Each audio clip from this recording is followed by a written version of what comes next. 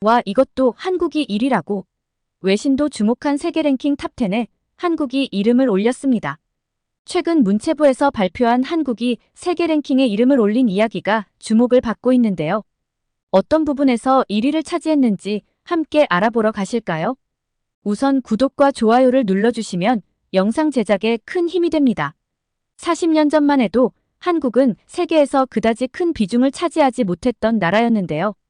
이제는 세계 경제에서 중요한 비중을 차지하기 시작했습니다. 이는 사업 지원, 투자 유치, 국제 무역 지향, 국민의 노력, 세계 최고의 교육 시스템 등 여러 방면에서 노력한 결과라고 할 수 있어요.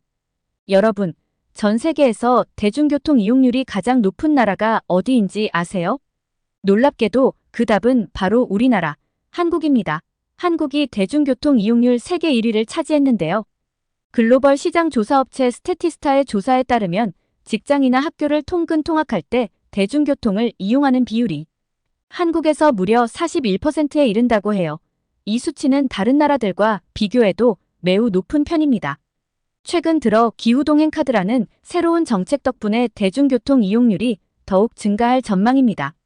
서울시는 1월에 월 6만 5천 원의 서울 지하철과 버스, 그리고 공공자전거인 따릉이를 한 달 동안 무제한으로 이용할 수 있는 기후동행카드를 출범시켰어요.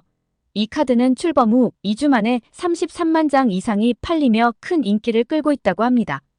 기후동행카드 덕분에 대중교통을 이용하는 시민들은 교통비를 절감할 수 있고 서울시는 온실가스 배출량을 줄일 수 있어 일석이조의 효과를 누리고 있어요.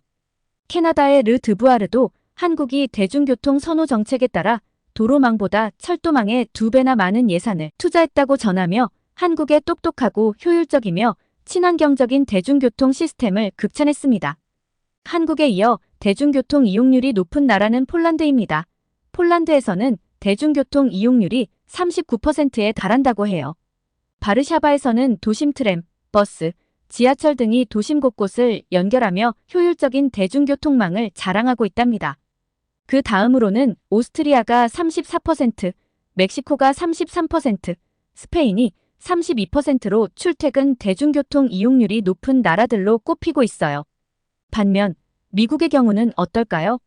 출퇴근할 때 자가용을 이용한다는 응답자가 73%에 달한다고 해요. 대중교통 이용률은 고작 13%에 불과하답니다. 이는 미국이 상대적으로 대중교통 인프라가 부족하고 자동차 중심의 교통 문화가 강하다는 것을 보여주는 지표인 것 같아요.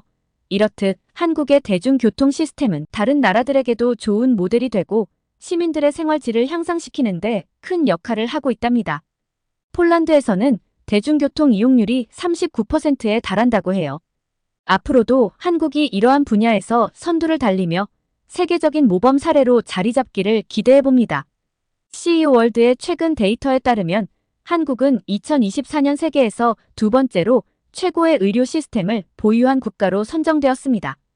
이 조사는 110개국을 대상으로 의료 인프라, 의료 전문 인력의 역량, 의약품의 가용성과 비용, 정부의 준비 태세 등을 기준으로 평가했어요. 한국은 특히 첨단 의료 기술과 우수한 서비스로 높은 점수를 받았다고 합니다. 세계 최고의 의료 시스템을 보유한 국가로는 대만이 1위를 차지했고 엘살바도르가 의료 시스템이 가장 열악한 국가 1위를 차지했다고 합니다. 그 뒤를 이어 한국, 호주, 캐나다, 스웨덴 등이 상위권에 포함되어 있고요. 아일랜드, 네덜란드, 독일, 노르웨이, 그리고 이스라엘이 10위로 2개의 아시아 국가가 추가로 상위 10위 안에 들었다고 하네요. 특히 한국은 첨단 장비와 고도로 숙련된 의료진, 현대적이고 효율적인 의료시설을 갖추고 있어 해외에서 전문적인 치료를 받기 위해 한국을 찾는 환자들에게 인기가 높다고 합니다. 이러한 결과는 한국의 지속적인 의료기술 발전과 정부의 적극적인 지원 덕분인데요. 앞으로도 한국은 세계적인 의료 중심지로서의 위치를 더욱 공고히 할 것으로 보입니다. 한국의 또 다른 자랑스러운 성과를 소개해드릴게요. 한국은 2023년 가성비 좋은 고등교육을 받을 수 있는 국가 순위에서 세계 3위를 차지했습니다. 이는 한국의 대학들이 고품질의 교육을 상대적으로 저렴한 비용으로 제공하기 때문인데요. 한국의 주요 대학들, 특히 서울대학교, 연세대학교, 그리고 카이스트는 세계적으로 높은 평가를 받고 있습니다. 서울대학교는 한국에서 가장 높은 순위를 차지하는 대학으로 세계 대학 순위에서 62위를 기록했어요. 연세대학교와 카이스트도 각각 76위와 83위에 올랐답니다. 이러한 결과는 한국의 교육 시스템이 국제적인 기준에 부합하면서도 비용 효율적인 교육을 제공한다는 것을 보여줍니다. 따라서 많은 유학생들이 한국을 고등교육의 목적지로 선택하고 있어요. 또한 한국은 유학생을 차별하지 않고 저렴한 생활비와 높은 교육비가 균형을 이루는 곳이다. 최고의 대학이 있는 인류 국가임에도 한국에서의 유학 비용은 다른 아시아 국가에 비해 확실히 저렴하다며 남아공 비즈니스데이에서 발표한 내용으로 유학 비용도 굉장히 합리적인데요. 이러한 한국의 교육 환경은 유학생들에게 매우 매력적이라고 합니다. 영어로 진행되는 수업, 안전한 환경, 높은 생활 수준, 풍부한 인턴십과 취업 기회 등이 유학생들을 끌어들이는 주요 요인입니다.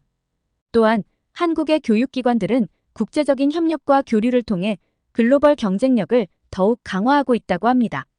이제 서울의 또 다른 매력을 소개해 드릴게요. 서울은 컨슈머 초이스 센터가 작성한 야간 생활 지수에서 세계 10대 야간 생활 친화적 도시 중 4위를 차지했습니다. 서울의 야간 생활 지수는 8점으로 평가되었으며 특히 안전성이 높아 걱정 없이 편안하게 즐길 수 있는 곳으로 유명한데요. 서울의 대표적인 야간 생활 지역으로는 홍대와 이태원이 있습니다. 홍대는 젊음의 거리로 다양한 클럽과 라이브 음악 공연장이 있어 젊은이들에게 인기가 많다고 합니다.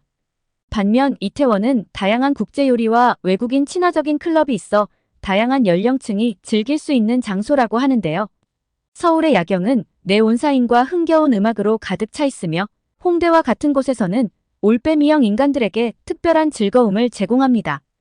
미국 의화 이안도트 데일리는 해가 지면 더욱 활기차게 변하는 서울의 야경을 묘사하며 다양한 문화와 활기찬 밤 문화를 소개했습니다. 서울의 밤은 단순히 어두워지는 시간이 아니에요. 오히려 하루가 시작되는 순간이기도 합니다. 거리마다 반짝이는 네온사인, 사람들로 가득 찬 클럽과 바, 거리 공연 등으로 서울의 밤은 낮보다 더 화려하고 생동감 넘치는 곳이 된답니다. 2024년 글로벌 군사력 순위에서 한국은 세계에서 5번째로 강력한 군사력을 보유한 국가로 평가되었습니다. 이 순위는 글로벌 파이어 파워의 데이터를 기반으로 한 것으로 145개국의 군사력을 다양한 지표를 통해 평가한다고 합니다. 한국은 0.1416의 파워 인덱스 점수를 받아 5위를 차지했으며 이는 지난해보다 한 단계 상승한 결과라고 합니다. 중국의 해방일보는 한국의 무기 수출이 빠른 납품, 강한 제조력, 정부의 강력한 지원, 낮은 단가 및 판매 가격 덕분에 급성장했다고 분석했습니다. 한국의 군사력은 다양한 요소에서 두드러지는데요. 한국 육군은 첨단 무기, 장갑차, 그리고 최신 지휘 통제 시스템으로 무장되어 있으며 준비태세와 동맹군과의 상호 운용성을 중시합니다. 공군은 최신 전투기, 정찰기 및 방공 시스템을 사용하여 한반도 상공에서의 공중 우세를 유지하고 있습니다. 또한 해군은 대잠수함전, 연안 방어 및 상륙작전에 중점을 두며 첨단 수상함, 잠수함 및 해상 항공 능력을 보유하고 있습니다. 이러한 군사력의 강점은 한국의 국방과 안보를 보장하고 동맹국들과의 협력을 통해 지역의 안정성을 유지하는 데 중요한 역할을 합니다. 미국, 러시아, 중국, 인도에 이어 5위를 차지한 한국의 군사력은 아시아 태평양 지역에서 매우 중요한 위치를 차지하고 있습니다. 또 하나 주목할 성과는 한국의 자동차 산업입니다. 2023년 한국은 세계 자동차 생산에서 5번째로 큰 생산국으로 인정받았으며 이는 3년 연속 이어진 성과입니다. 한국의 자동차 산업은 지난 몇 년간의 하락세를 극복하고 2020년부터 꾸준히 회복세를 보였습니다. 2023년 한국의 자동차 생산량은 약 3.7600만 대로 전년 대비 8.5% 증가했습니다. 한국자동차산업협회에 따르면 한국의 자동차 생산량 증가는 글로벌 반도체 부족에도 불구하고 효과적인 재고, 관리와 공급망 확보 덕분에 가능했다고 하는데요. 이는 한국의 자동차 제조업체들이 글로벌 공급망 문제를 효율적으로 관리하고 있음을 보여줍니다. 세계 자동차 생산 순위에서 중국이 27.0200만 대로 1위를 차지했으며 미국이 10.0200만 대로 2위, 일본이 7.3800만 대로 3위, 인도가 5.4500만 대로 4위를 기록했습니다. 한국은 3.7600만 대를 생산하며 독일 3.7400만 대과 멕시코 3.4700만 대를 제치고 5위에 올랐습니다. 특히 한국은 전기차 생산에서도 주목할 만한 성과를 보이고 있는데요. 2023년 한국의 전기차 생산 비율은 전체 생산량의 10.5%를 차지하며 이는 독일 25.4%, 스페인 12.1%에 이어 높은 수준입니다. 이는 한국 정부의 적극적인 지원과 기업들의 투자가 결합된 결과입니다.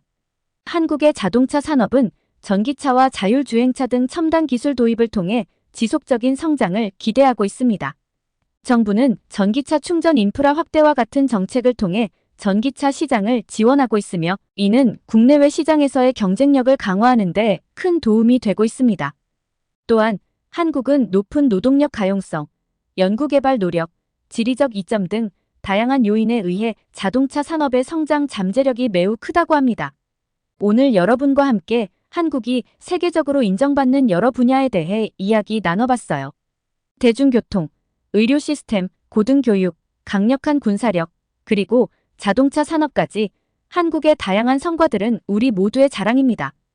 앞으로도 이러한 분야에서 계속 발전해 나가길 바라며 다음 시간에는 또 다른 흥미로운 주제로 찾아뵙겠습니다. 여러분, 한국의 미래가 더욱 밝아질 수 있도록 함께 응원해주세요. 감사합니다.